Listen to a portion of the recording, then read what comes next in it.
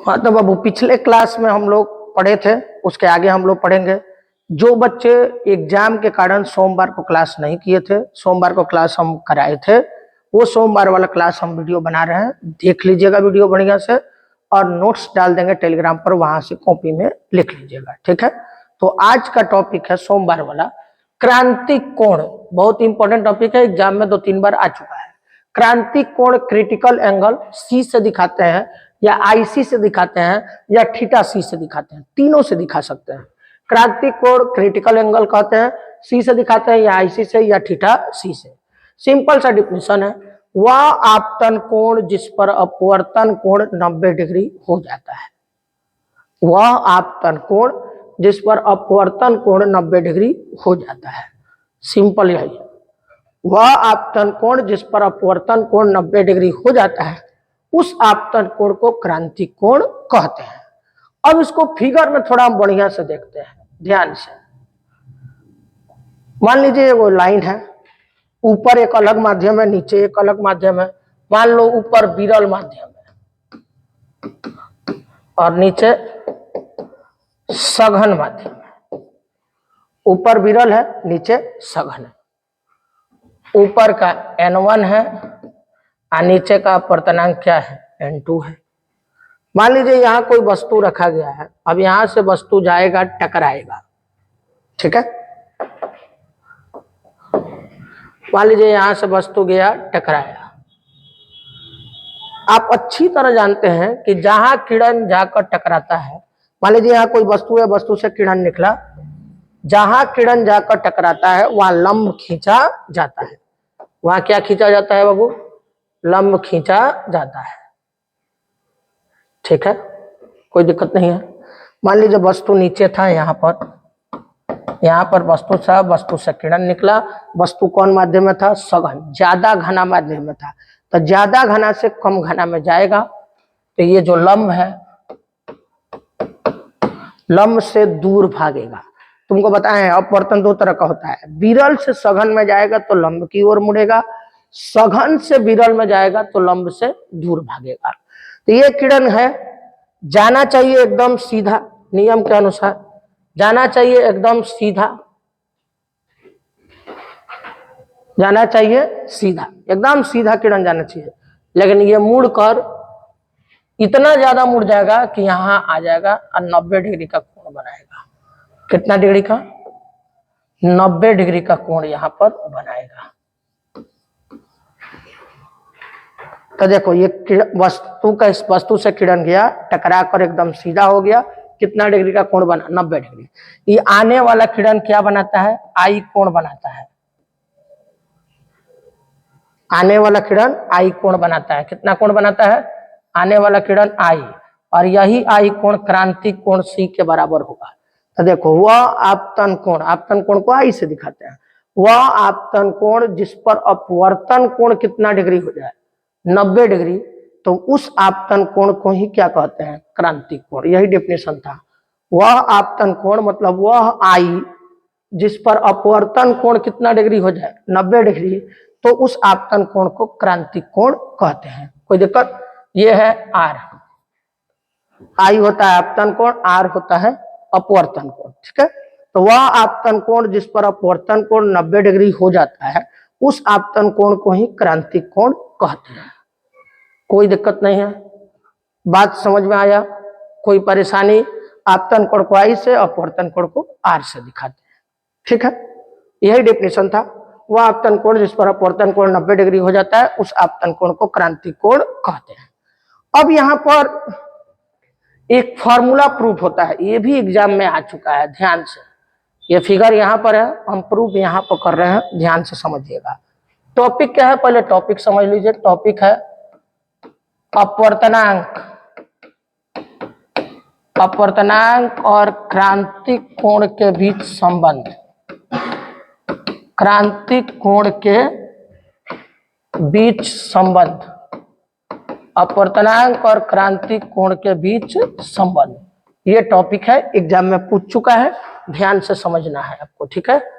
अपवर्तनांक और क्रांतिक कोण के बीच संबंध। देखिए बाबू, स्नेल के नियम से किसके नियम से बाबू? स्नेल के नियम से। स्नेल साइंटिस्ट का नाम था। स्नेल का नियम जिस दिन पढ़ाए थे सबसे लास्ट में घेरे थे और बोले थे कि ये साइन जब पूछेंगे स्नेल का नियम यही बताइएगा। तो लास्ट में याद कीजिए क्या बताए थे?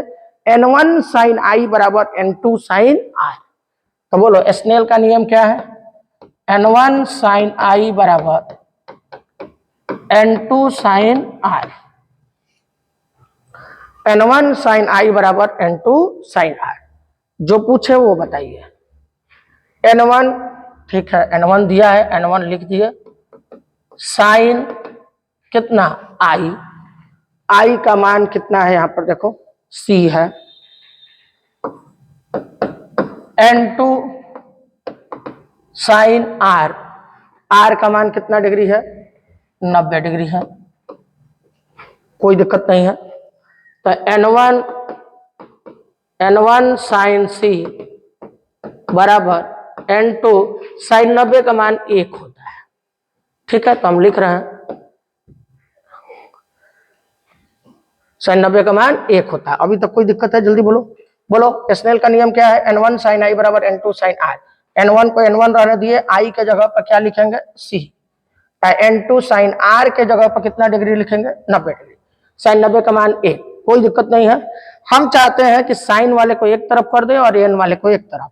तो ये n2 गुणा में है तो इधर भाग में आएगा, ये साइन गुणा में है तो इधर भाग में आएगा। तो ये हो जाएगा n1 बट्टा क्या?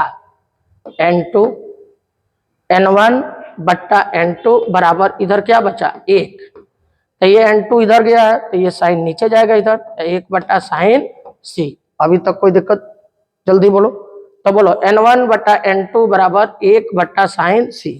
अब बोलो ये लिखना सिखाए थे, नीचे वाले को ऊपर, ऊपर वाले को नीचे।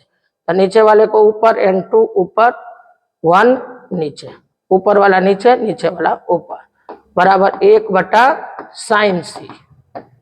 और इसी n1 को हम n भी बोल सकते हैं। तो n बराबर 1 बट्टा साइन c। ये फॉर्मूला क्या हुआ? प्रूफ हुआ। एग्जाम में आपको यही लिखना है, ये प्रूफ हुआ। बोलो फिगर से बस ये देख लेना था कि आई का मान कितना है, आर का मान कितना है, वो रख देना था स्नेल के नियम में। तो n1 साइन आई बराबर n2 साइन आर। आई का मान कितना है? c रख दिए। आर का मान 90, तो 90 रख दिए। साइन 90 का मान 1। कोई दिक्कत नहीं है। n2 गुणा में इधर भाग में आ गया, साइन c गुणा में इधर भाग में आ गया। तो बोलो n1 2 को ऊपर, 1 को नीचे लिख देंगे, इसी को n मान लेंगे। तो 1 बटा साइन c। लेकिन एग्जाम में ये क्या करता है, क्वेश्चन थोड़ा सा घुमा देता है यहाँ पर। अब यही आपको समझना है, ध्यान दीजिएगा। n बराबर 1 बटा साइन c, यहां तक तो ठीक है, कोई दिक्कत नहीं है, कोई परेशानी नहीं है। अब ये चीज बताइए, साइन c को ऊपर, n को नीचे बुला सकते हैं, तो क्या लिखेंगे? साइन c बराबर, साइन c ऊपर 1 बट्टा क्या है? n। ये भी एक फॉर्मूला है। अब हमको टॉपिक के अनुसार किसका मान चाहिए था? c का। किसका मान चाहिए था? c का। तो c का मान तो हमें चाहिए, हम निकाले हैं किसका? साइन c का। तो बोलो साइन का पावर कुछ नहीं है तो कितना है? 1 प्लस 1 इधर आकर क्या हो जाएगा? -1। इसलिए c बराबर साइन का पावर 1 इधर आकर हो जाएगा -1। साइन का पावर 1 इधर आकर -1। पहले से क्या है? 1 बटा n। अब देखो ऑब्जेक्टिव में इस तरह भी आंसर लिख देता है, तो कंफ्यूज मत करना। ये भी सही है, ये भी सही है और ये भी सही है। बनाने का तरीका बस देख लो ध्यान से। ये तो प्रूफ किया, एग्जाम में प्रूफ करने के लिए आएगा तो यहीं तक लिखना, कोई दिक्कत नहीं, आगे बढ़ाने की जरूरत नहीं है। लेकिन ऑब्जेक्टिव में क्वेश्चन घुमाता है तो साइन c को ऊपर, n को नीचे। साइन का पावर 1 है, इधर आकर -1, तो ये हो गया 1 बटा n। तो c बराबर साइन इनवर्स, साइन का पावर -1 को साइन इनवर्स 1 बटा n कहते हैं। कोई दिक्कत? क्लियर है? जल्दी बोलो, कोई परेशानी? प्रूव हो गया। अब देखो यहीं पर एक टॉपिक है, क्रांतिक कोण का शर्त। क्रांतिक कोण का क्या शर्त? क्रांतिक कोण का शर्त। देखो पहला शर्त तो ये है कि प्रकाश, फिगर में देखो प्रकाश कहां से गया है? सघन से किस माध्यम में? विरल में। तो पहला शर्त यह है प्रकाश सघन से विरल माध्यम में गमन करना चाहिए। सघन से विरल माध्यम में गमन करना चाहिए, मतलब चलना चाहिए। तो बोलो क्रांतिक कोण का पहला शर्त क्या है? प्रकाश कहां से कहां जाए? सघन से विरल। विरल से सघन आएगा तो क्रांतिक कोण नहीं होगा। प्रकाश सघन से विरल माध्यम में जाना चाहिए, ये क्रांतिक कोण का पहला शर्त है। और दूसरा कि अपवर्तन कोण कितना डिग्री होना चाहिए? तो 90 डिग्री। अपवर्तन कोण जिसको आर बोलते हैं उसका मान कितना डिग्री होना चाहिए? 90। देखो यहाँ अपवर्तन कोण कितना डिग्री होगा? 90 डिग्री। तब क्रांतिक कोण होगा, नहीं तो नहीं होगा। तो बोलिए क्रांतिक कोण का कितना शर्त? 2।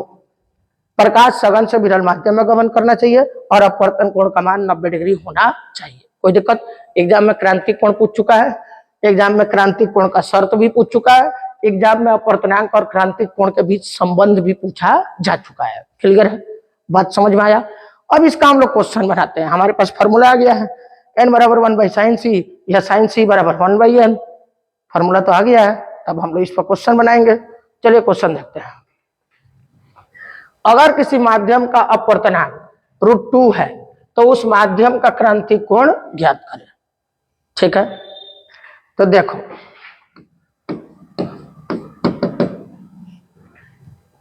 इसको बनाने से पहले थोड़ा साइन का हम लोग थीटा देख लेते हैं। 0 डिग्री, 30 डिग्री, 45 डिग्री, 60 डिग्री और कितना डिग्री? 90 डिग्री। साइन 0 का मान 0, 30 का मान 1/2 और 45 का मान 1/√2, साइन 60 का मान √3/2, 90 का मान 1। ये आपको मालूम होना चाहिए तभी क्वेश्चन बनेगा। ये क्वेश्चन ऑब्जेक्टिव सब्जेक्टिव दोनों में पूछा जाता है। ठीक है, देखिए बाबू ध्यान से, क्या दिया है? अपवर्तनांक दिया है कितना? √2। अपवर्तनांक को n से दिखाते हैं, n का मान √2 दिया है और क्या निकालना है? क्रांतिक कोण c निकालना है। तो n दिया है, c निकालना है। फॉर्मूला बताइए बाबू। साइन c बराबर 1/n। साइन c बराबर 1/n, ये एक फार्मूला है। 3 फार्मूला था, देख लेते हैं पीछे। साइन c बराबर 1/n, ये वाला फार्मूला से बना रहे हैं। ठीक है, मान रखते हैं बाबू। साइन c बराबर 1/n का मान बताओ √2। अब तुम बताओ साइन कितना का मान 1/√2 होता है? बताओ कितना का? 45 डिग्री। तो यहाँ साइन c बराबर 1/√2 को क्या लिख सकते हैं? Sine 45 degree. कितना degree? 45 degree. Sine sine cut गया था, इसलिए c बराबर कितना डिग्री? 45 degree answer. किसी को कोई दिक्कत? क्लियर है? अब इसी के साथ हम अगला क्वेश्चन देखते हैं।